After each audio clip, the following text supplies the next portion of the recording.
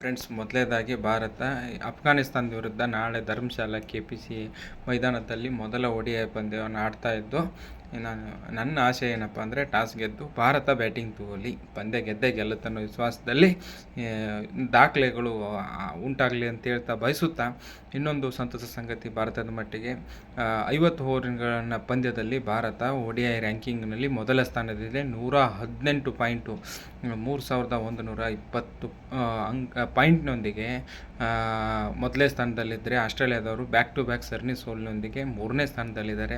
2ನೇ ಸ್ಥಾನದಲ್ಲಿ 113 ಪಾಯಿಂಟ್ಗಳೊಂದಿಗೆ ಇಂಗ್ಲೆಂಡ್ ತಂಡ ಇದೆ ಅಂತ ಹೇಳ್ತಾ, ಇನ್ನೊಂದು ಈ ದಿನ ವಿಶ್ವಕಪ್ ಮಹಿಳಾ ಅಧಿಕೃತ ಪಂದ್ಯ ಆತಿಥೇಯ ಇಂಗ್ಲೆಂಡ್ ಮತ್ತು ಶ್ರೀಲಂಕಾ ಮಹಿಳೆಯರ ಇಬ್ಬರು ಮಧ್ಯ 11 ಗಂಟೆಗೆ ನಡೆಯಲಿದ್ದು, ವಿಶ್ವಕಪ್ ಭಾರತ ವನಿತೆಯರು ಗೆಲುವಿನೊಂದಿಗೆ ಭಾರತಕ್ಕೆ ಬರಲಿ ಅಂತ ಆಶಿಸುತ್ತಾ, ಇನ್ನೊಂದು T20 ಪಂದ್ಯದಲ್ಲಿ ಇವತ್ತು ವೆಸ್ಟ್ ಇಂಡೀಸ್ದವರು ಕಿಂಗ್ಸ್ಟನ್ನಲ್ಲಿ ನಡೆದ ಪಂದ್ಯದಲ್ಲಿ 7 ವಿಕೆಟ್ಗಳ ಸುಲಭ ಜಯವನ್ನು ಶ್ರೀಲಂಕಾ ವಿರುದ್ಧ ಜಯಗಳಿಸಿದ್ದಾರೆ. ಶ್ರೀಲಂಕಾದವರು ಮೊದಲು ಬ್ಯಾಟಿಂಗ್ ಆಡಿ 147ಕ್ಕೆ 9 ವಿಕೆಟು, ಕಮಿಂದೋ ಮೆಂಡಿಸ್ ಅರ್ಧಶತಕ ಹೊಡೆದರೆ, ಇನ್ನು ವೆಸ್ಟ್ ಇಂಡೀಸ್ ಪರವಾಗಿ ಶಾಯಿ ಹೋಪ್ ಅವರು ಅಜಯ್ 64 ರನ್ನು ಮತ್ತು ಹೋಲ್ಡರ್ ಅವರು 4 ಓವರಲ್ಲಿ 18 ರನ್ ನೀಡಿ 3 ವಿಕೆಟ್ ಪಡೆದು ಪಂದ್ಯ ಶ್ರೇಷ್ಠ ಪ್ರಶಸ್ತಿಯನ್ನು ಪಡೆದಿರುತ್ತಾರೆ ಅಂತ ಹೇಳ್ತಾ ಈ ದಿನದ ಕ್ರಿಕೆಟ್ನ ಪ್ರಮುಖ ಅಂಶಗಳನ್ನು ಮುಗಿಸ್ತಾ ಇದ್ದೀನಿ. ಜೈ ಹಿಂದ್.